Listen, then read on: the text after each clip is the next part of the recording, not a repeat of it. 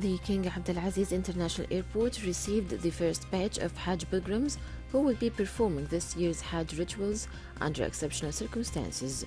Only residents and citizens inside the kingdom will be performing Hajj this year. The Saudi Ministry of Hajj and Umrah announced that the pilgrims were received amid precautionary measures and in cooperation with the Civil Aviation Authority. This comes after relevant authorities have completed all preparations for the service of Hajj pilgrims this year, and this covers all health precautionary measures as part of a comprehensive plan that involves security, health, and services. Iranian President Hassan Rouhani urged people to observe health protocols and practice social distancing during the upcoming Eid al-Adha holiday due to start at the end of the month. The Deputy Health Minister urged people not to visit the northeastern city of Mashhad, which he said has seen an increase of 300% in coronavirus cases over a one-month period. The country gradually lifted its COVID-19 restrictions from mid-April, but they have been reimposed in most areas after a sharp spike in cases. Somalia's parliament removed Prime Minister Hassan Ali Khair from his post in a vote of no confidence for failing to pave the way towards fully democratic elections. At whopping 170 of Parliament's 178 MPs backed the no-confidence motion, and the ouster was immediately endorsed by President Mohamed Abdali Farmajo, who appointed Khair as Prime Minister in February 2017. President Farmajo then appointed Deputy Prime Minister Mahdi Mohamed Gould by decree to act as caretaker Prime Minister pending the appointment of a new one. Former Prime Minister Saad Hariri's Mustaqbal movement has postponed its Congress upon the recommendation of doctors amid the coronavirus pandemic. The board informed him of the recommendation of the movement's doctors to postpone the Congress, which was scheduled to be held in Beirut on Sunday, to a later date due to the rapid increase in the number of coronavirus cases in Lebanon. In order to preserve the health of those invited to the Congress, their families, and the community in general, the board announced the postponement of the Congress to a date that will be determined later. The U.S. government's chief counterintelligence official has said that adversaries such as China, Russia, and Iran are seeking to compromise American private communications and infrastructure in electoral campaigns.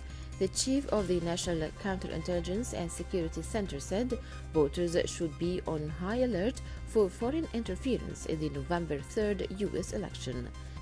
He said that with just over 100 days to the election, it was imperative his agency shared with voters some of the information about possible interference that U.S. spies have given to campaigns and legislators.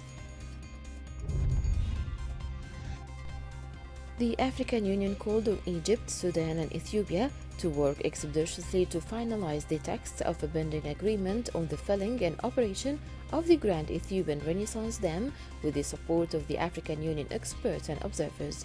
The meeting of the Bureau of the Assembly of African Union Heads of State and Government agreed on the process of finalizing negotiations on the text of a binding agreement on the filling and operation of the dam, which should include a comprehensive agreement on future developments on the Blue Nile River.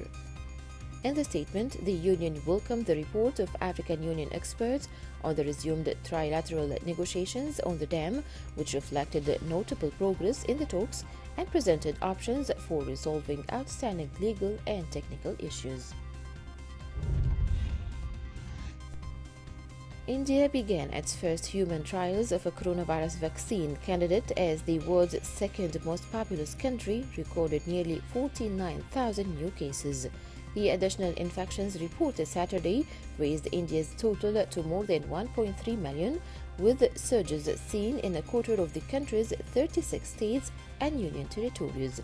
The candidate vaccine Covaxin is among nearly 2 dozen that are in human trials around the world. Abu Dhabi's Health Authority SEHA initiated Phase 3 clinical trials for an inactivated coronavirus vaccine. The trials are being conducted by Sinopharm's China National Biotech Group in alliance with the Abu Dhabi government and artificial intelligence company G42 Healthcare. The candidate vaccine is believed to be the world's first inactivated vaccine to enter a phase 3 trial.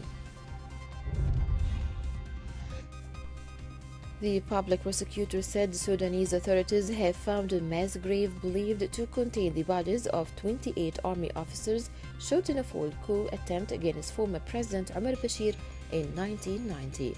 It was the second Bashir-era mass grave uncovered in as many months. Bashir's repressive rule collapsed last year when the military ousted him after months of street protests. There was no immediate comment from Bashir's defense lawyers. Jordanian security forces arrested leading members of the opposition-run teachers' union, raided its offices and shut it down for 2 years, escalating a confrontation with a group that has become a leading source of dissent. Prosecutors charged Nasser Nawasira, the acting head of the Jordanian Teachers Syndicate, with incitement over a speech to supporters last Wednesday that criticized Prime Minister Omar Razaz's government. State media said other charges related to allegations of financial and administration wrongdoing.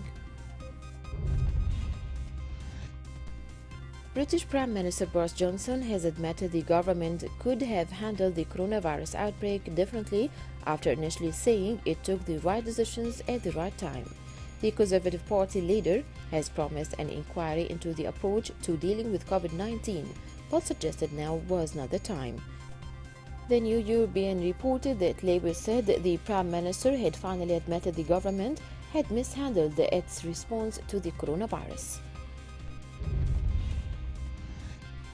In complete violation of social distancing rules and hundreds of people not wearing face masks, Filipinos in their thousands were crammed into a baseball stadium in Manila as they wanted to return to their home provinces flooded the government transportation program. Officials had reserved the stadium as a place to test people before transporting them back to their home provinces under a program to help people who had lost their jobs in the capital return to their families elsewhere. Officials had planned for 7,500 people to arrive at the stadium from Friday, but were caught out when another 2,000 people who were not yet scheduled to travel headed there anyway. A senior UN official told the Security Council that the climate emergency generated by global warming is exacerbating existing risks to international peace and security, while also creating new ones, making the case for swift climate action on multiple fronts. The UN Assistant Secretary General for Europe, Central Asia and the Americas said the climate emergency is a danger to peace, as he called on peace and security actors to play their role and help speed up implementation of the landmark Paris Agreement on climate change. A humanitarian group says that 97 medical workers in Yemen have died of the coronavirus, the first reliable estimate to give a glimpse into the pandemic's impact on the devastated health sector in the war-torn country. The report by Med Global relies on accounts from Yemeni doctors tracking the deaths of colleagues to gauge to the toll of the virus. The 97 dead include infectious disease experts, medical directors, midwives, and pharmacists. As COVID-19 infections continue to increase around the world and the implications of the pandemic's spread are acknowledged in the key markets in the Americas and Asia, Rystad Energy is now changing its base case scenario for oil demand, incorporating a mild second wave effect. The updated base case scenario assumes a temporary pause in global demand recovery as the reopening of Europe and other regions is offset by COVID-19 outbursts is populous and high oil-consuming countries in the Americas and Asia, such as the United States, Brazil, and India, among others. There is a downside risk to the base cause. They have identified a category of oil demand at risk, that is the maximum number of barrels that could be lost if a full lockdown is reinstated globally.